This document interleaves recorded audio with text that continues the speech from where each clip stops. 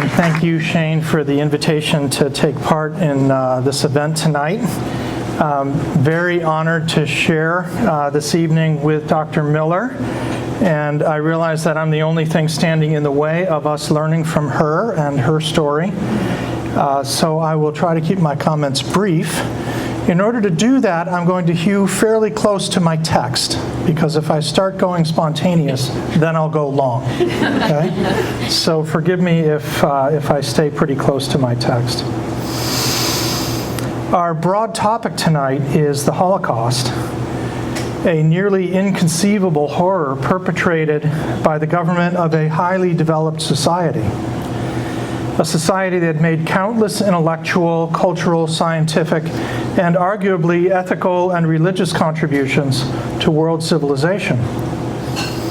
The story of how that happened is long and complex, and I tonight would like to focus on just one key element. Not of the Holocaust itself, but of the conditions that made the Holocaust possible.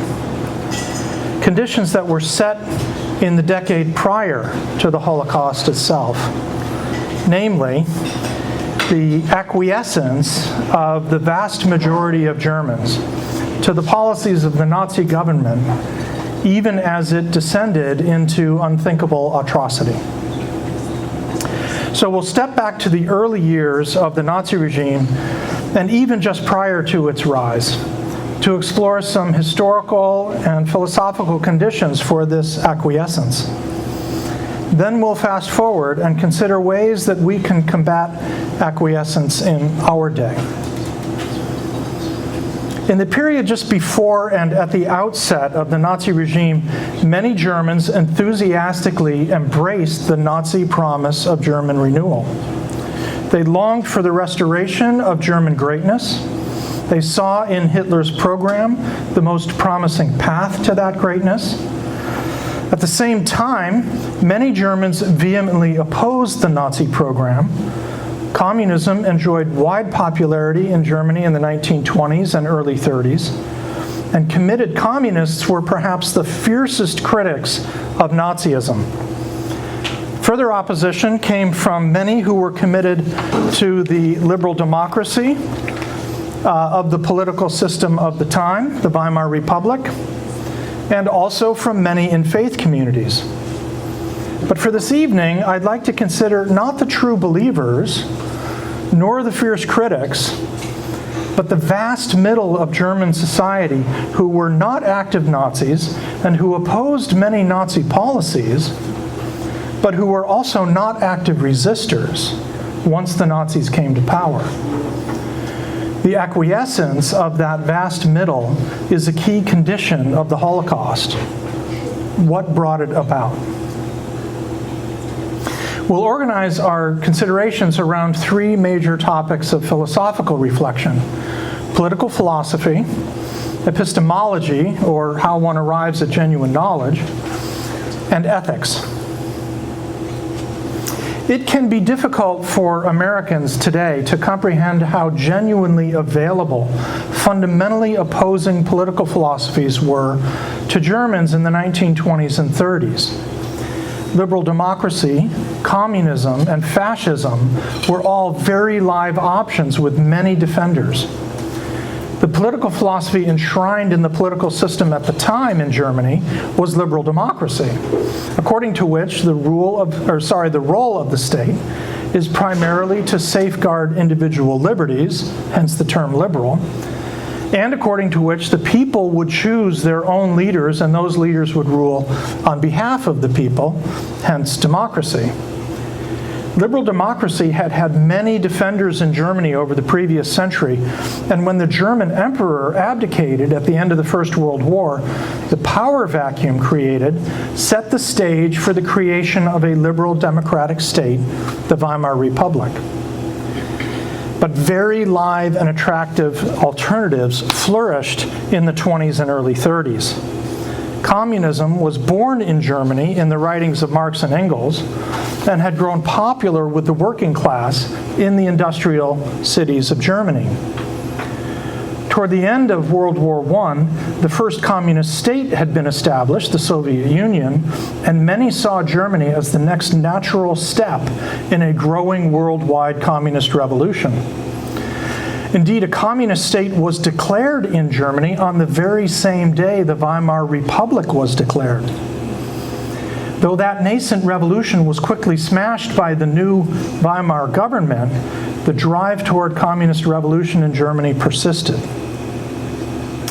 At the other end of the spectrum, fascism gained enormous traction through the 1920s in Germany. Germany had a deep history of militarism, and many simply could not accept that Germany had been defeated in World War I. Among those most disaffected were returning soldiers, many of whom felt betrayed by the new government and its capitulation, or what they saw as capitulation, to the humiliating demands of the peace treaty that ended the war. These veterans were easy targets for radicalization by growing fascist movements, including the Nazi Party. But it wasn't just returning soldiers who were attracted to the extreme right wing. Fundamental to any liberal democracy is toleration of a wide diversity of opinions and lifestyles. Many conservative Germans were uncomfortable with the moral laxity that they saw resulting from this toleration, and longed for a return to what they saw as traditional German values: a focus on family life, clear gender roles, the centrality of Christian faith, and love for one's country, all part of the promised social revolution under the Nazis. Though liberal democracy was the reigning political philosophy, the Weimar government that embodied it was in deep trouble right from the start. In addition to opposition from powerful mass movements that wished its destruction, it was faced from the beginning with crippling economic conditions. The devastation of the German economy that culminated with the ripple effects of the American stock market crash of 1929 badly undermined the credibility of the Weimar government, even with those who were not committed to its stark alternatives, communism and fascism. As that credibility crumbled, and especially after Hitler had swept away the foundations of liberal democracy in the first year of his regime, the large middle of German society felt itself left increasingly with just two alternatives: Nazism or communism, or more precisely, Hitler or Stalin.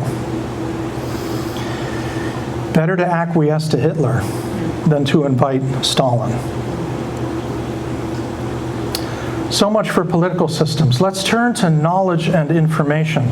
Fundamentally, there are two institutions that create or discover, then disseminate knowledge and information in a society: academia and the press. Essential to any democratic society is that these institutions provide reliable information. In essence, the people are the policymakers, if only indirectly, and making good policy relies on good information. Also essential is that the people have a high level of confidence that these institutions provide reliable information. If that confidence erodes, then no matter how good the information is, people will not embrace it and will not make their decisions based upon it. Both of these points suggest a strategy for securing political power. Either seize control of these institutions or undermine the credibility of these institutions. By seizing control, you can filter or distort information in such a way that people support policies not based in reality, or fail to resist policies whose destructiveness remains hidden. By undermining the credibility of these sources, you spread a fog of widespread skepticism. During his rise to power, Hitler relentlessly attacked the credibility of both universities and the press, and within months of his rise to power, had seized control of both. Arguably, eroding confidence creates the conditions for seizing control. If a society becomes widely skeptical of the credibility of traditional sources of information, then the seizure of those sources by the state becomes less egregious. Yes, an academy and a press controlled by the state will lie to us and hide the truth from us. But even before state control, they were all lying to us anyway. This isn't that much worse. But this lack of trust prompts numbness. Who can believe anything? Which in turn prompts paralysis and even willful ignorance. I don't know, I can't know, and in any case, I don't want to know. And claims of ignorance were widespread in Germany after the war when the full extent of Nazi horrors became evident. Even if that ignorance was real, it had its roots in widespread acquiescence to the seizure of universities and the press as sources of information. And so it was arguably a culpable ignorance. Let's consider ethics. A fundamental question of ethics is, who should be subjects of moral concern? Arguably, many people's default position is, of course, everyone. But with an important qualification. That concern takes the form of concentric circles, each circle representing a different prioritization. Sorry, I've lost my little slide thing here. There we go.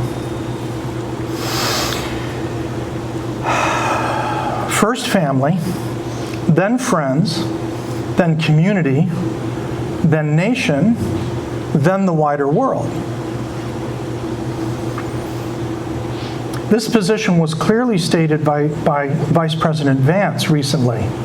And in stating that view, he appealed to the Catholic ethical doctrine, Ordo Amoris, or rightly ordered love. His reading of that doctrine is very much disputed, but more on that in just a moment. Naturally, in times of abundance, our concerns can radiate out to the farthest reaches of the circles.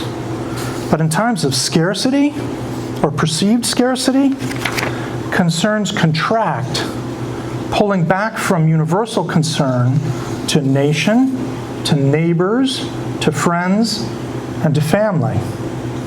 German society in the late 20s and early 30s was very much in a scarcity mindset. German society with that scarcity mindset came a contraction of the breadth of moral concern. I may be uncomfortable with how the government is treating Jews in my city, but in these times of crisis, I have to concern myself first with my family and my loved ones. You have likely heard the famous lines from Martin Niemöller. He was a leader of the Protestant resistance to Nazism, but in the aftermath of the war came to be ashamed of just how limited and ineffective his resistance was. He wrote after the war, "First they came for the socialists, and I did not speak out, because I was not a socialist. Then they came for the trade unionists, and I did not speak out, because I was not a trade unionist. Then they came for the Jews, and I did not speak out, because I was not a Jew. Then they came for me, and there was no one left to speak for me." A concentric circle model of ethical concern, coupled with a scarcity mindset, fosters acquiescence. Is there anything we can learn from these reflections for our own lives? Anything that might help us avoid acquiescence should we find ourselves tempted by it? Let me take each of these broad philosophical areas in turn: political philosophy, epistemology, and ethics. I said at the outset that it can be hard for Americans to comprehend just how available fundamentally opposing political philosophies were to Germans in the 20s and 30s. Actually, that might have been more true in America 15 years ago than it is today. Donald Trump's rise to power feels to many, both supporters and critics, like a fundamental alternative to the political consensus that had prevailed since the mid-1970s. And one thing fundamental alternatives provide us with is the opportunity to really examine our deepest social values. Values like security, freedom, human rights, democracy, and economic well-being, these are widely shared. But in some contexts, they can be in tension. Ensuring rights might come at the cost of economic well-being. Safeguarding freedom might come at the cost of a measure of security. And sharply different political alternatives might align with different prioritizations of these values. If we are in a time of genuine political alternatives, let's take advantage of it. Let's use this time to examine our deepest values and how we prioritize them. Germans in the 1930s had deep challenges regarding credible information. They felt, and they were right, that their sources of information were corrupt, propagating falsehoods and obscuring reality. Do we face similar challenges? Thankfully, we don't face the challenge of the state having seized control of all sources of information. If anything, we have the opposite problem. So many sources saying so many different things that it can be easy to be skeptical of them all. But that skepticism is dangerous. Simply tuning out is a form of acquiescence. Standing up for justice, resisting injustice, requires knowing what's going on. Can we? I think we can. Our news media environment is admittedly pretty wild, with editorial bias showing up all over the place. But bias, understood as the political leanings of the news organization, is not actually the primary concern. In fact, it's probably inevitable. What's more important is the accuracy of the reporting and the fairness of the analysis. There are really two dimensions that matter as we consider the credibility of a news source: bias and reliability, and they're not the same thing. A news organization that we know to have political leanings in one direction or another can nevertheless follow the highest journalistic standards and can offer quality reasoning in its analyses. On the other hand, an organization might have editors, opinion writers, and reporters from across the political spectrum, but nevertheless engage in lazy reporting or sloppy argument, and therefore get a lot wrong. Imagine a chart. I don't know if you can see those little words, maybe not, I'll have to tell them to you. A chart whose x-axis, the horizontal axis, is political leaning. So we've got liberal on the left, and you can imagine the far left is strongly liberal, and medium left is moderately liberal, and extreme conservative on the right, and moderately conservative on the right middle, and then moderate in the middle. So we've got bias across the x-axis, and whose y-axis, again, I'm not quite sure you can see all that, is reliability, from factual at the top to fabricated at the bottom, with a range, a spectrum in between. On the one hand, you can imagine a, let's say, libertarian publication, so significantly on the right of the spectrum, that has the highest journalistic standards. Or, on the other hand, a socialist publication, again, with the highest journalistic standards. They would fall where those two X's that you can barely see are falling. High on the chart and relatively far to the right and left. On the other hand, there might be a politically neutral publication with poor reporting and poor analysis. They'd be here. Nice in the center, but way down. Where would you rather get your news? The good news for us is, while many American news organizations show political bias, and as a whole they skew left, many apply very high journalistic standards even with those biases. Our actual environment looks something like this, where each of those X's represents a different news outlet. There are lots of outlets to choose that engage in good reporting and careful analysis, even with some political bias. What are some of these? Again, this might be too small to see, so I'll read them out. The so-called wire services, the Associated Press, or AP. Reuters is another wire service. The major national newspapers, the Wall Street Journal, the Washington Post, the New York Times. Broadcast television networks, ABC, NBC, CBS, and public radio and television. All of these demonstrably have high journalistic standards. The good news is you don't have to take my word for this. There's a great organization, it's called Ad Fontes.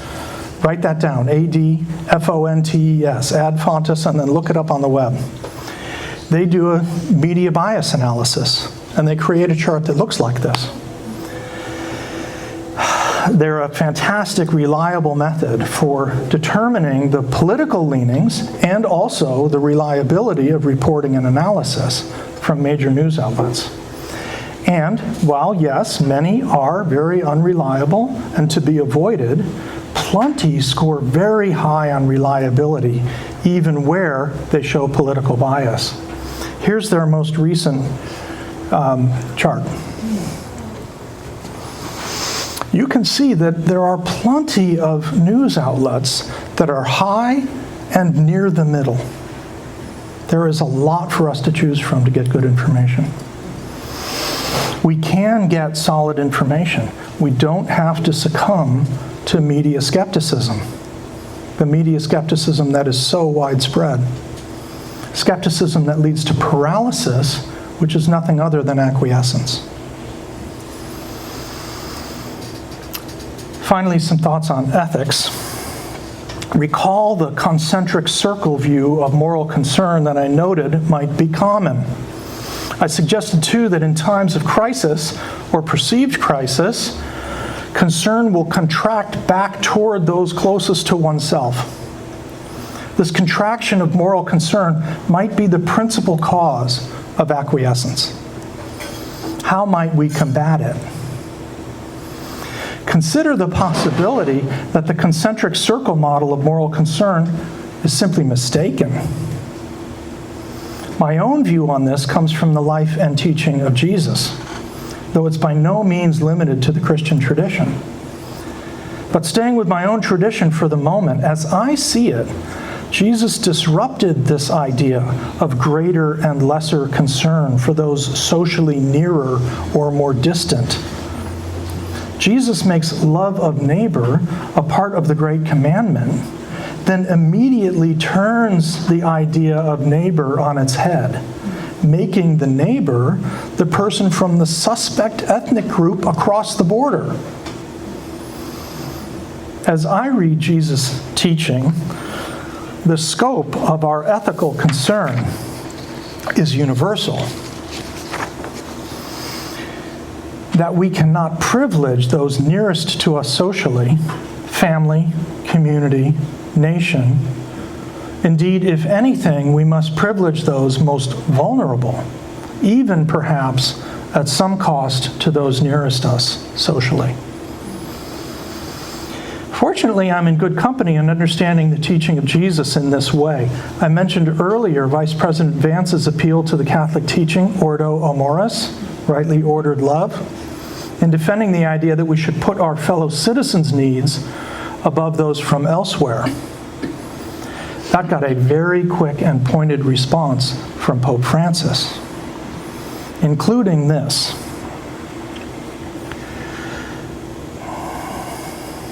Christian love is not a concentric expansion of interests that little by little extend to other persons and groups. Jesus Christ, loving everyone with a universal love, educates us in the permanent recognition of the dignity of every human being without exception. The true Ordo Amoris that must be promoted is that which we discover by meditating on the love that builds a fraternity open to all without exception. Now, having said that, adopting the stance of Pope Francis that he suggests here, one of universal concern, can be paralyzing. There is simply too much injustice, too much deprivation, too much suffering even to know about, much less to contribute to combating. I would submit the following. While concern must be universal, attention, and even more so, contribution, can be focused.